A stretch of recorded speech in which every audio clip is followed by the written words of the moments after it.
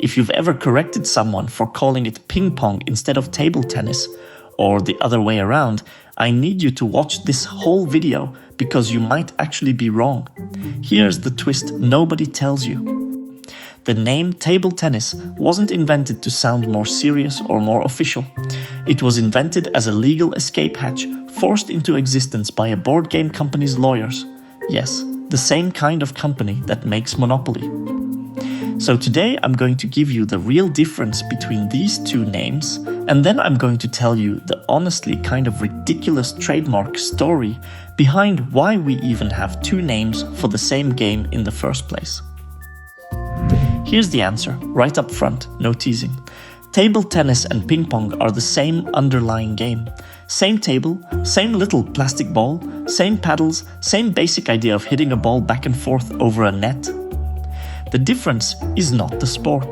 The difference is the context you're playing in. Table tennis refers to the official, competitive, rules-governed version of the game, the one you'd see at the Olympics. Ping pong refers to the casual, relaxed, anything-goes version you'd play in someone's basement or garage. So if a friend challenges you to ping pong in their garage tonight, and then next week you watch two Olympians play table tennis, you are technically watching the exact same sport played two very different ways. Let's get specific because the rule differences are actually pretty interesting. Official table tennis, governed by the International Table Tennis Federation, plays games to 11 points, and you have to win by at least 2 points. The serve has a very specific rule most casual players have never even heard of. You have to toss the ball at least 16 centimeters straight up in the air before you can hit it. That rule exists specifically to stop players from hiding illegal spin serves close to the table. Equipment is standardized too: official ball size, official table dimensions, approved paddle rubber. Now compare that to a casual ping pong game. Point totals are whatever you feel like. 21 is common in a lot of basements.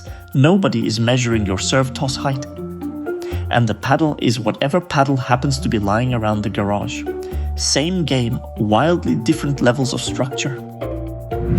Now here's where it gets genuinely interesting, because this game did not start as a serious sport at all. It started in Victorian England in the 1880s as an indoor version of lawn tennis, invented so upper-class families could still play something tennis-like on days when it was raining outside, which, this being England, was often. And in its earliest years, this game did not have one settled name. It had a pile of them. It was marketed at different points as Gossamer, Whiff Waff, Parlour Tennis, Indoor Tennis, Pom Pom, Pim Pam, and Netto. I am not making any of these up. Eventually, one name caught on harder than the rest, and that name was Ping Pong, named after the two sounds the game makes: the ping of the ball hitting the paddle and the pong of it bouncing off the table. Here's the part that turns this into a genuinely good story.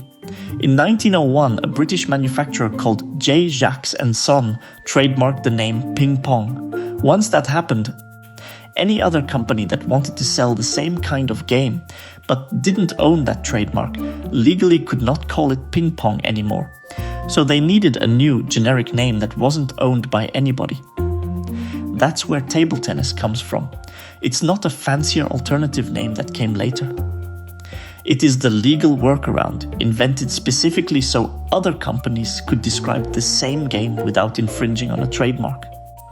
And it gets even more corporate from here. Jacques eventually sold the American rights to that ping pong trademark to Parker Brothers, the exact same company behind Monopoly.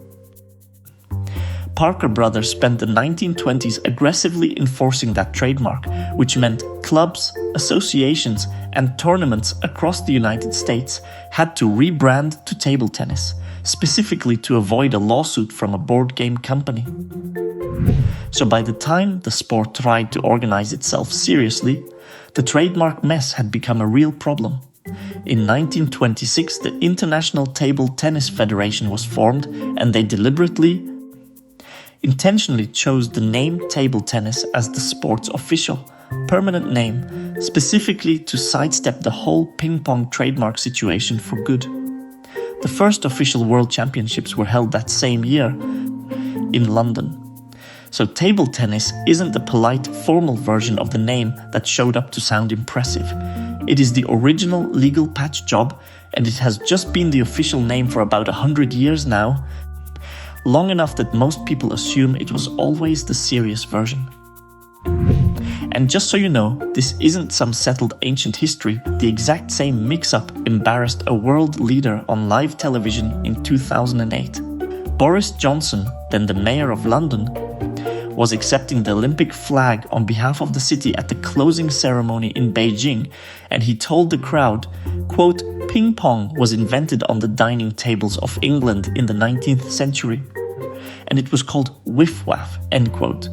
Sounds like a great line, except historians immediately pointed out he'd gotten his own trivia wrong. Whiff-waff wasn't some original name from the game's invention. It was actually trademarked later by a different British manufacturer called Slazenger right at the very end of 1900, decades after the game first showed up as a parlour pastime. So even a mayor giving a speech about this exact topic on live television in front of the whole world still managed to get the history tangled up. And the naming confusion is not the only thing that's kept evolving. The actual ball itself changed dramatically as recently as 2014. For most of the sport's history, official balls were made from celluloid, the same flammable material used in old film reels. Celluloid is genuinely a fire hazard. It's not even allowed on airplanes without special fireproof containers, and by the 2010s only 2 factories in the entire world were still making it. So in 2012, the International Table Tennis Federation announced that starting July 1st, 2014, every official ball had to be plastic instead. So if you've got an old celluloid ball sitting in a drawer somewhere, you are technically holding a piece of retired sporting equipment. Let's talk scale for a second, because this tiny naming dispute sits on top of a genuinely massive sport. There are an estimated 40 million competitive table tennis players worldwide, with uncounted millions more playing recreationally, which makes it one of the most played sports on the planet by total participation. Viewership estimates built off Tokyo 2020 put the global fan base somewhere around 350 million people. And here's a detail that surprises people. Even though the International Table Tennis Federation formed all the way back in 1926, the sport did not become an Olympic event until 1988 in Seoul. That's over 60 years of the sport existing at a serious international level before it ever got its Olympic debut. And once it did arrive at the Olympics, one country has absolutely dominated. Athletes from China have won 32 of the 37 Olympic table tennis gold medals available since 1988. That is not close. So let's bring this all the way back around. Table tennis and ping pong are the same sport. The difference is context, not rules written into the game itself. Competitive and structured gets called table tennis. Casual and relaxed gets called ping pong.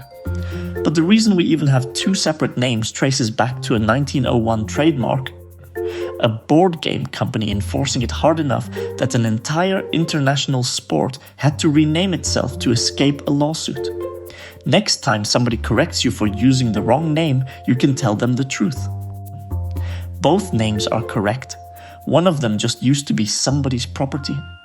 If you learned something from this, let me know in the comments whether you grew up calling it ping pong or table tennis in your house. See you in the next one.